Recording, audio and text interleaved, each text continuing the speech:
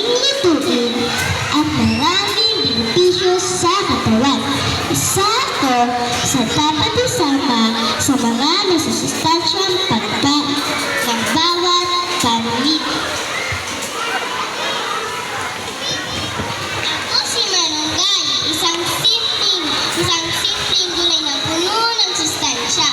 Isa ito sa pinaka-epektibong gulay, lalo na sa mga bata, buntis at nagpapasuso.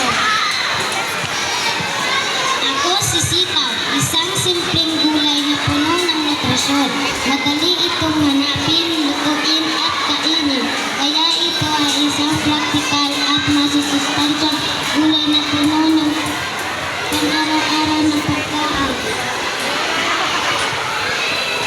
Ako si Lanos, isang sustansyang gulay na makakalaman tumulong sa paglinis ng katawan, napapatibay ng immune system, napapaayos ang panunahan, bukod sa pag-iinuman at madaling ituin.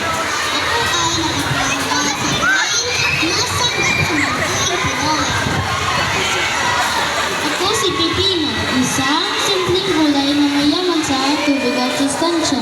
Isa ito sa mga gulay na hindi lang masarap at nakabubusog, kundi tumutulong din sa pagpapandaga ng balat at kalusugan ng katawan.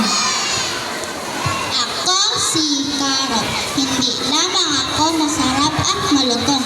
Ako ay puno rin ng vitamina, lalo na para sa mata, balat at immune system.